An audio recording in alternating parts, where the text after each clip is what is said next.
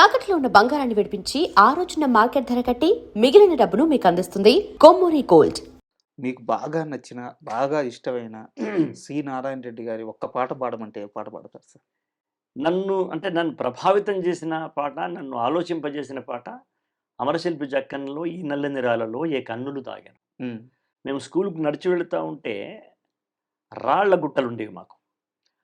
అవి మాకు వాటితో మేము దెబ్బ తాకించుకుంటే ఎర్రని రక్తం వచ్చేది మాకు. హ్మ్. జారి పడితేనో దాని మీదకెళ్ళి రచ్చబండలాగా ఆడేవాళ్ళం. జారుడు బండ ఆడతాంగా. ఇంత కఠినంగా ఉండి ఈ రాళ్ళల్లో కళ్ళున్నాయంటాడు.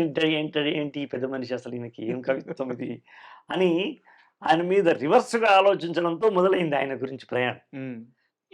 మాకేమిక ఇప్పుడు 'ఈ నల్లని రాళ్ళలో ఏ కన్నులు తాగాను' అనేది ఒక పెద్ద శిల్పం మీద రాసినాడని మా 6వ తరగతి పిల్లలకేం తెలుసు? హ్మ్. అలా అనుకుంటూ వినడం మొదలుపెట్టి మా నాన్న దగ్గరికెళ్ళి అడిగాం. హ్మ్.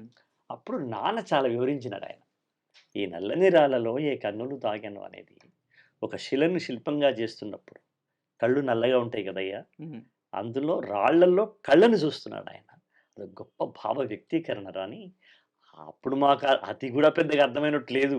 మొత్తానికి ఆ పాట నన్ను పట్టుకున్నదది. సార్ అంటే యాక్చువల్‌గా నేను ఇంటర్వ్యూ మధ్యలో గాని, లాస్ట్‌లో గాని అడగదాం అనుకున్నాను. కానీ ముందే ప్రస్తావన వచ్చింది. ఈ అవార్డు రాంగానే ఎవరితో పంచుకున్నానంటే మీ అర్ధాంగి పేరు చెప్పారు. పక్కనే ఉన్నారు. హ్మ్. అయితే నాకు ఒక చిన్న ఇన్ఫర్మేషన్ తెలుసు సార్. సినిమాలో అవకాశాల కోసం ప్రయత్నిస్తున్న కాలంలో ఒక రాత్రి అంతా నిద్ర లేకుండా ఒక్క అవకాశం కోసం అది ఒక రకమైన అవమానమే. అంతే. హ్మ్. అది అవమానింపబడుతున్నారు అని మీకు గూడా తెలుసు.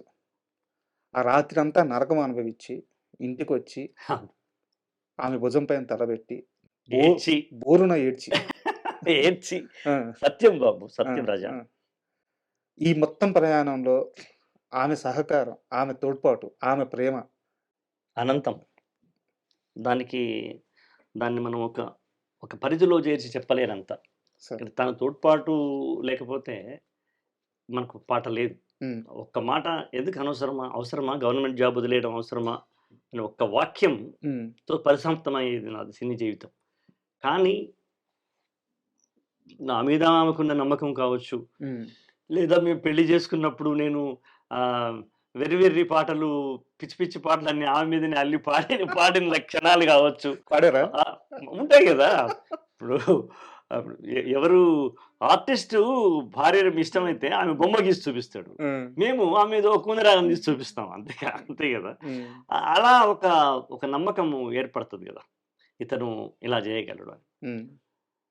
నేనెప్పుడో మేము చిన్న డబ్బు రూమ్‌లో ఉండేవాళ్ళం రాజా.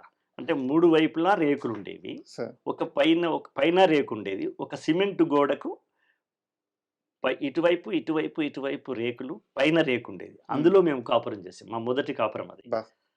అది నేను పెద్ద అజానుబాహు అమితాబ్ బచ్చన్ గాదు గదా! నాకు గూడా కాళ్ళకు తాకేంత దగ్గరే ఉండేది రేకు, డోరు. హ్మ్. ఇంత పొట్టిగా ఉన్నా గూడా అది మా కాళ్ళకు తాకేది. అందులో మేమున్నామనమాట. కాళ్ళు ముడుచుకొని పడుకోవాలొక మాటలో. ముడుచుకోవాల్సిన పరిస్థితి. హ్మ్. అప్పుడు నేను విశాల్ ఆంధ్రలో పని చేస్తున్నాను. అప్పుడు బహుశా నాకు నాకు రూ. 175 ఏదో సంథింగ్ జీతం నాకు. ఆ రోజులలో గూడా మేము చాలా ఆనందంగానే ఉంటూ నేను